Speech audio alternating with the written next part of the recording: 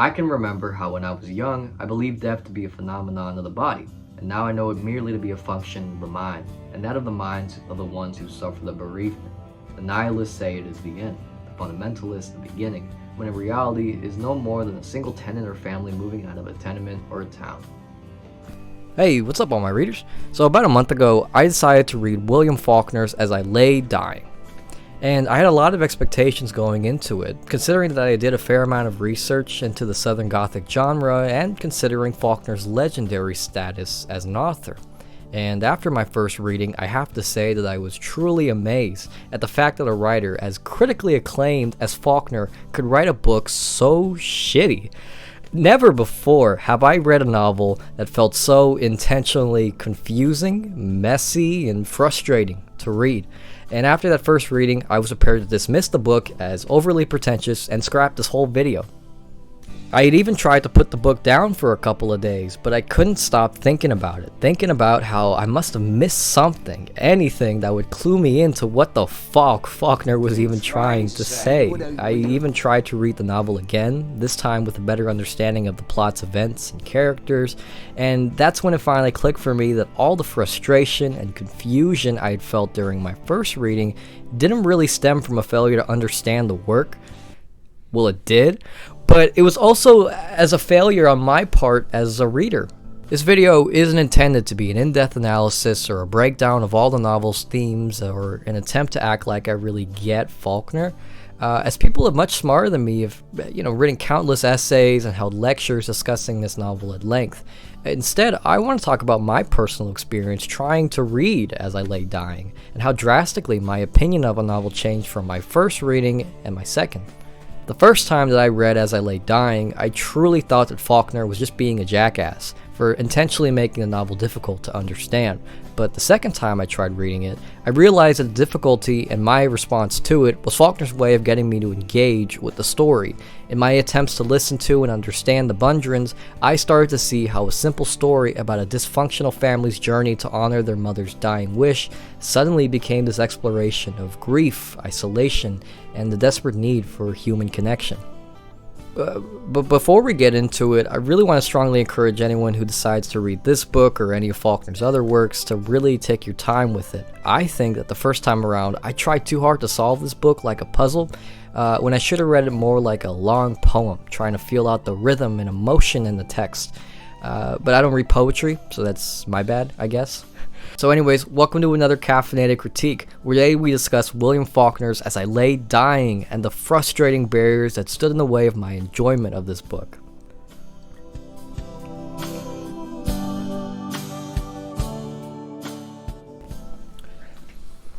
So, I got somebody knocking on the door. Redo. A little momentary interruption. I like to think of myself as a reader.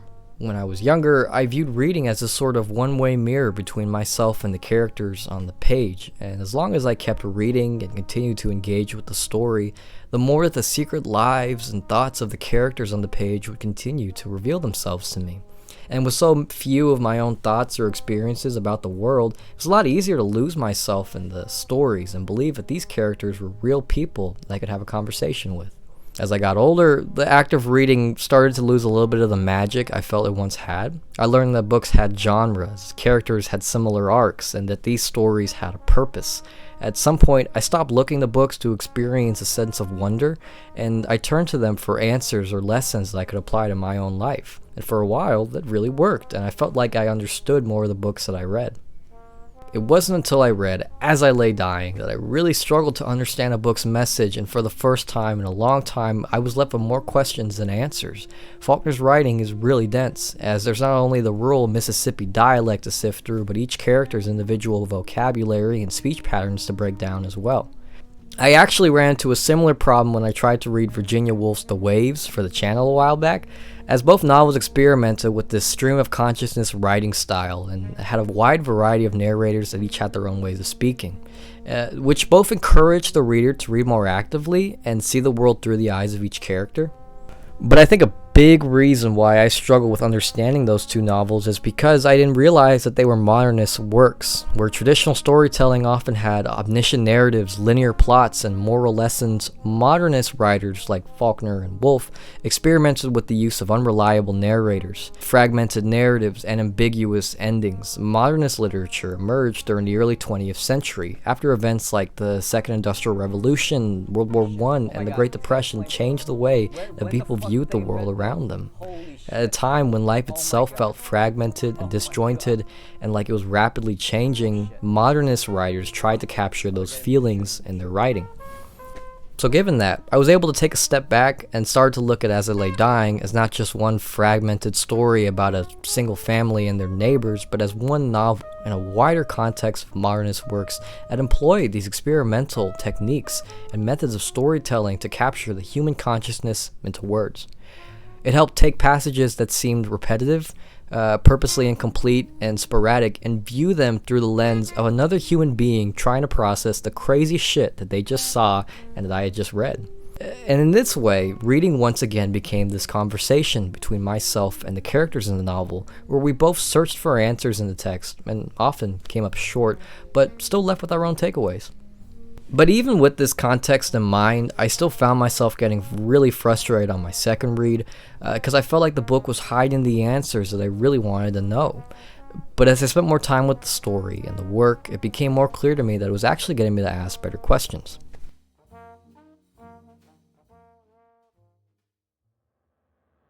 The story is told through the account of 15 different narrators who detail the events as a dysfunctional family attempts to honor their mother's dying last wish to be buried in her hometown in Jefferson. And along the way, they encounter numerous setbacks, like a river crossing that results in one character losing their leg, or a barn burning incident that lands the family in legal trouble. Eventually, they reach Jefferson, but the journey leaves the family destitute and ultimately feels pointless. It's a straightforward plot. Or at least it would be if Faulkner didn't take 200 pages to get to the damn point. Instead, it seemed to me like each chapter was spent beating around the bush and describing the plot in the most obscure way possible. On my first read, I wanted a sense of where the story was going. Even though the family leaves for Jefferson early on in the novel, I kept waiting for somebody to mention how much further we had to go. Instead, I started to get annoyed when they just kept talking in circles about themselves or talking shit about the other characters.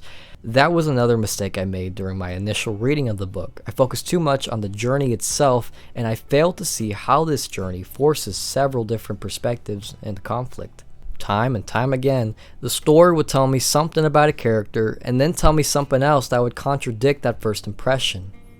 First, I didn't really understand Jewel.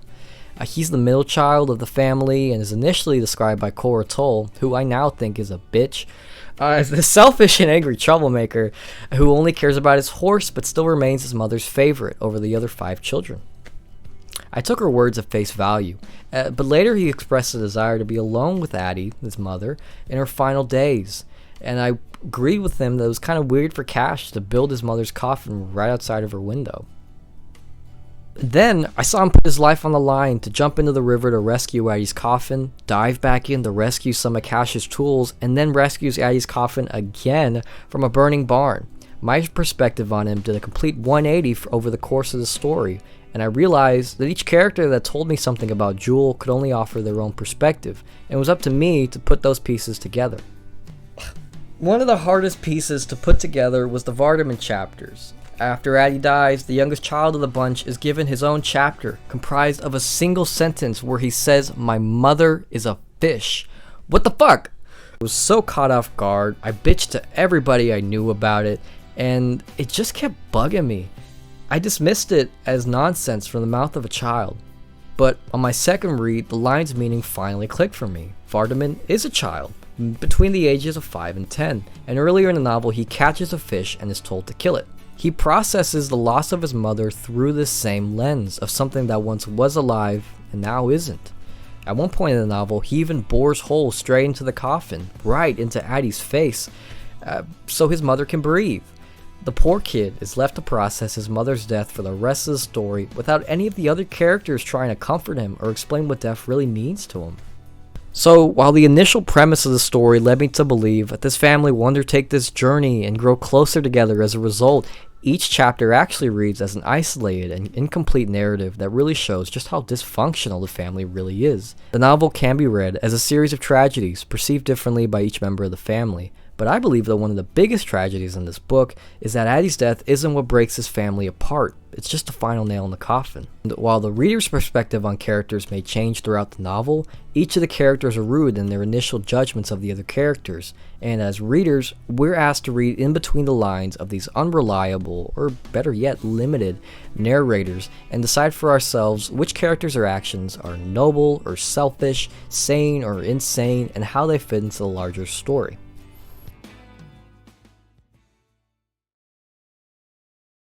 I struggled to understand the characters because I kept approaching the novel as a story of grief, and while some of the dialogue in the book seemed to reinforce that idea, about halfway through my second read, I realized it was more about misunderstood expressions of love.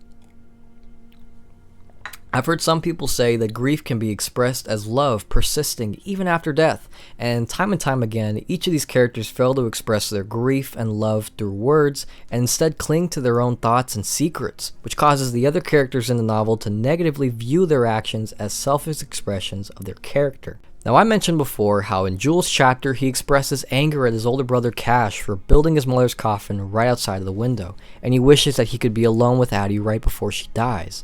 And after she dies, he projects his love for his mother onto his horse, which many of the characters misinterpret and use as evidence that Jules never loved his mother. But he did.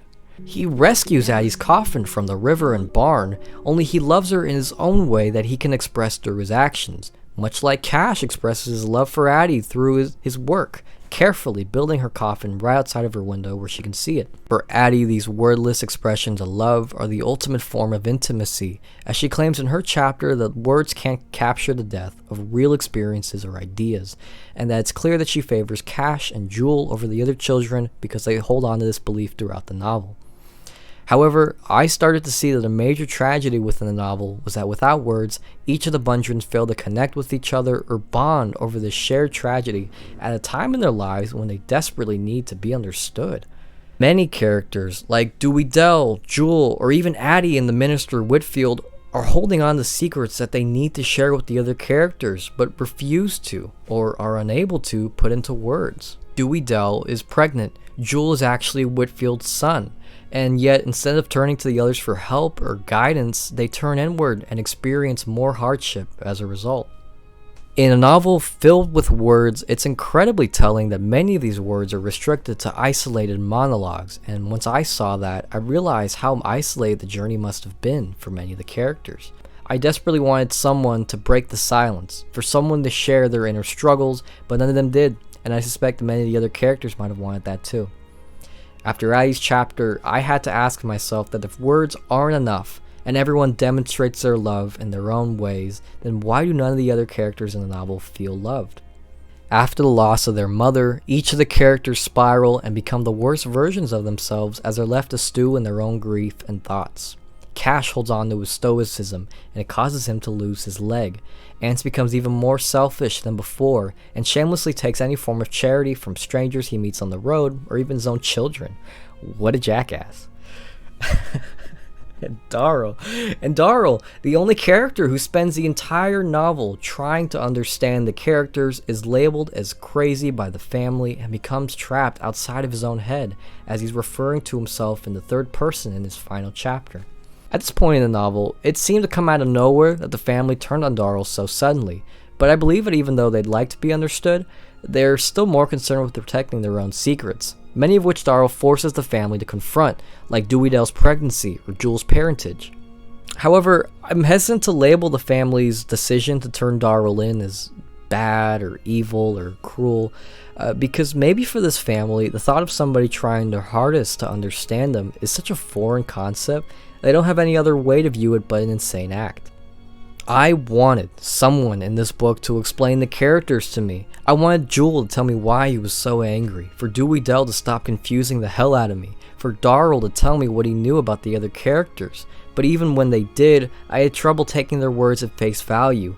Each of these characters are trapped within their own minds and grief, just as I was trapped outside of the novel from truly understanding who they were or what they really wanted.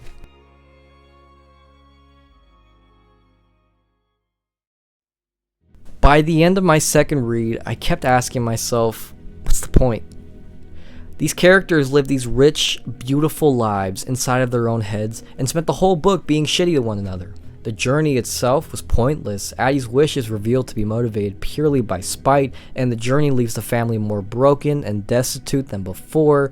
But the more time that I spent with these characters and the story, the more that I wanted to understand them and how things spiraled so quickly out of control. Did these characters deserve their fates? I kept searching for some sort of redemption, even as Addie's coffin starts floating down the murky yellow river. She's pulled out of this shitty baptism by Jules. There's no redemption, there's no baptism, there's no saving any of these characters, and I kept waiting for the family to understand each other. But I understood them, at least I think I did. Was that the point? I felt isolated from understanding the characters and the story, and so too did the characters feel isolated from one another. Could Faulkner have made this novel easier to read? Abso-fucking-lutely. 100%. But over the course of reading this, my definition of understanding a novel changed from finding a definite interpretation of the work to finding out what the author was asking me as a reader. Originally, I thought that the novel would focus on the journey and how loss and hardship can bring people together, and then I thought it was about grief and how it can divide people by forcing each person to process it in their own ways. And now, I'm not so sure. But I think it's about the need and the failure to be understood and how quickly we suffer when we're not. When we refuse to let even the people closest to us share in our inner struggle and how easily that inner pain can be misinterpreted. I struggled with reading this novel because I thought that Faulkner wanted me to empathize with and understand his characters, and I felt like I was a shitty reader for not being able to, and maybe I was. But I think he wanted me to experience that initial failure in order to better understand what exactly the Bundrens are going through. This experience that I had reading this book for the first time was not enjoyable in any way, and I expect that that feeling might have turned many other people away from engaging with more of Faulkner's work. The ending of this book is a cynical and hopeless one where no one experiences any sort of redemption or closure. But as I continued reading and asking questions and trying to understand these characters who didn't want to be understood or even asked to be, I think that's really what all of us want at the end of the day. For someone outside of ourselves to care about us enough to try and listen to our stories, as disjointed and frustrating as they may be. So thank you for listening to mine. And the video is over. So, little explanation time, the video is over. This video is kind of a departure from my usual sort of content. Usually I like to try and talk at length about a book and break down its characters, its symbols, and overall message for those who have it or haven't read the book. But I really struggled to do that with this book. I realized after writing 3 scripts for this video that these 2 audiences deserve their own video. I plan to release a separate commentary video where I go more in depth about the book and go plot point by plot point, chapter by chapter, and talk about the characters or symbols that I couldn't fit into this video. And I hope you watch that one as well, or I hope you pick up As I Lay Dying and let me know how much it pissed you off and confused you as well. I'm gonna keep reading. I'm a reader through and through, but man, fuck this book. Fuck this book. What a painful experience it was. Okay, I will see you guys later.